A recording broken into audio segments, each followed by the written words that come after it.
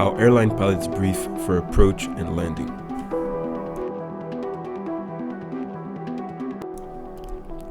The main objective of the approach briefing is for the PF to inform the PM of his intended course of action for the approach. The briefing should be practical and relevant to the actual weather conditions expected. It should be concise and conducted in a logical manner. It should be given at a time of low workload if possible to enable the crew to concentrate on the content. It is very important that any misunderstandings are resolved at this time. In order to perform a complete and accurate briefing, the PF must gather a certain amount of information relevant to his arrival, approach and landing, mainly weather and landing performance. This will allow the PF to have a concrete plan of action regarding his arrival, which was, until now, still theoretical. Airbus states that the flight crew should obtain the latest information for landing, meaning weather, runway state, braking action, etc., at least 15 minutes prior to descent. As a general rule, it is said that the PF should start his approach briefing at the latest 10 minutes before top of descent, which equates to about 80 nautical miles on the Airbus A320. The following is the content of a standard briefing on the Airbus A320. Aircraft type and technical status. The briefing is started by mentioning the aircraft type and model. This is useful, for example, in airlines where the fleet contains different models of a same family, like the Airbus A319 and A321. On the A321, for example, the flight crew must be aware of tail strike during flare, whereas it's not as much of a problem for A319 or A320. For the technical status of the aircraft, the PF will simply review and recall the deferred defects of the aircraft that were accepted from the tech log on the ground, along with the additional failures that occurred during flight, if any. He will quickly recap how they affect the descent and landing, as well as the MEL procedures and/or calculations that must be applied. Briefing example: Airbus A321, technical status of the aircraft, normal. NOTAMs, notice to airmen. These will have been received and seen at dispatch before the start of the flight, and the PF must use this time to quickly go over the ones which could affect his arrival. For example, any beacons or navies that are unserviceable at the destination aerodrome, concentration of birds, for example, closed runways, closed taxiways, etc. Briefing example: we've got at arrival workers and concentration of birds, distance measuring equipment from VOR unserviceable, and taxiway Bravo closed. All of this will be taken into account for our arrival and will exit the runway via Alpha. Weather. Weather will be acquired by the PF before briefing, either by tuning into the ATIS frequency of the destination airport or by using ACARS.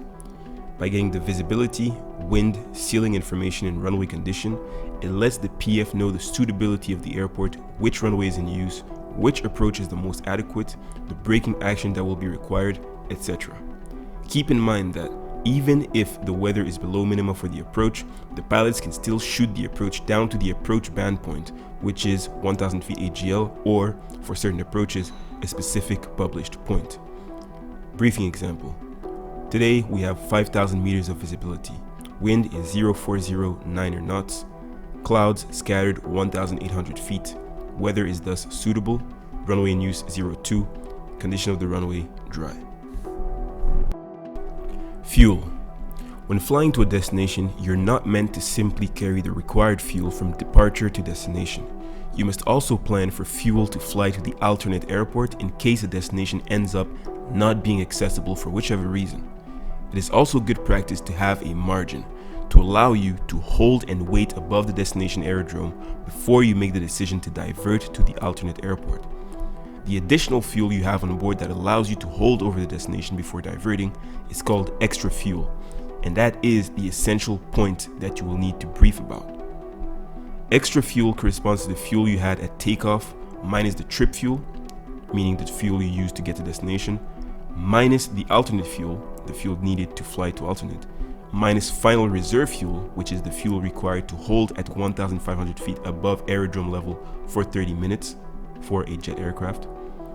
On the Airbus A320, this information can be found on the fuel prediction page. Briefing example: we have an extra of 0.8 tons of fuel for a time of 20 minutes of holding before diversion. Descent. Before descending, you need to be aware of your surroundings. In other words, when and where does the descent actually start, and are there any obstacles or mountainous areas in our vicinity or that of the aerodrome? And last but not least, altitude and speed constraints relative to the descent and approach that you have to brief. On the Airbus A320, the top of descent, time and position can be found on the flight plan page or the performance page. Next, you'll have to brief the MORA, STAR, and MSA. MORA stands for minimum off-route altitude. And MORA is an altitude which provides 2,000 feet of terrain clearance in mountainous areas and 1,000 feet in non-mountainous regions. It provides a reference point of clearance of 10 nautical miles from the route's center line. On charts, the MORA is presented on a grid and is known as grid MORA. The STAR is simply the standard arrival that you will need to fly to your initial approach fix according to the charts of the airport. The MSA is the minimum safety altitude or minimum sector altitude according to ICAO terminology. The MSA is the lowest altitude which may be used, which will provide a minimum clearance of 1,000 feet above all objects located in the area contained within a sector of a circle of 25 nautical miles of radius centered on a radio aid such as a VOR or sometimes the ARP, Aerodrome Reference Point. Briefing example. Top of descent will be in 75 nautical miles at 1830 Zulu.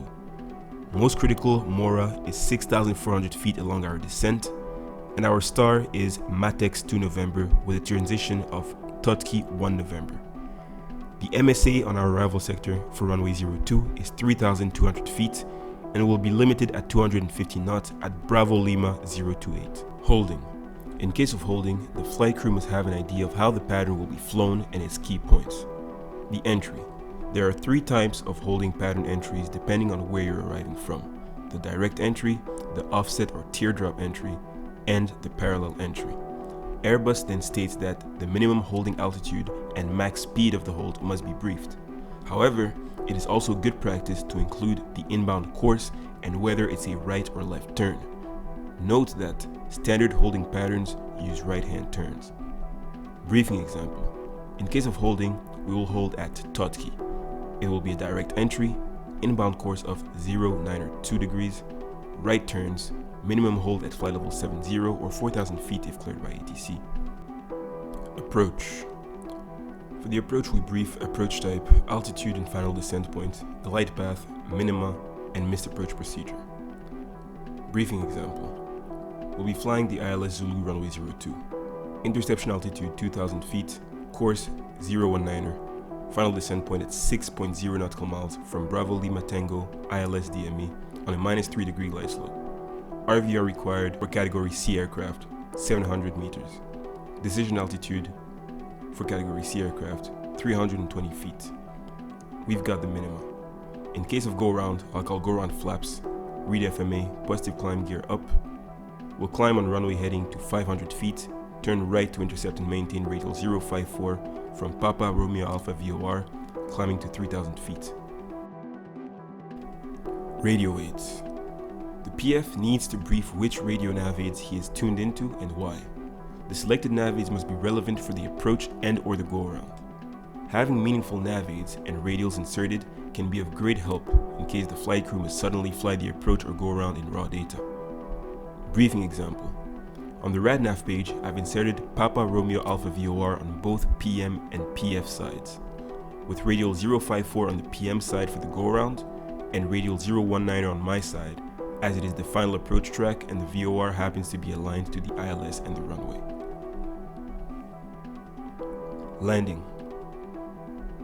Last but not least, the landing part of the briefing includes runway data, landing performance considerations, tail strike awareness, use of auto brakes, use of reversers, and expected taxi routing. The landing performance should be calculated by the PF before starting the briefing. It includes the VAPP, approach speed, and the landing distance, and it can be calculated from the quick reference handbook depending on center of gravity, landing configuration, landing weight, surface wind, surface temperature, runway slope, whether or not reversers are used, and runway conditions. It is also good practice to include how the approach will be flown and which parts of the automation will be used or not. Briefing example. The approach will be flown with AP FD autothrust on. It will be a decelerated approach. Runway 02 has a length of 2,528 meters, and we've calculated with auto brake low an actual landing distance of 1,860 meters. We'll keep tail strike in mind during flare as we're flying an Airbus A321 today. We'll use auto brake low and reversers idle on touchdown, as use of reversers above idle is forbidden on runway 02 in Barcelona. We'll exit the runway via up Uniform Bravo, then taxi Uniform 1, Charlie November, Sierra, Golf November, Echo, cross runway 07 left, November, Bravo Sierra, for stand 208. If no questions, end of the briefing. Thank you for watching.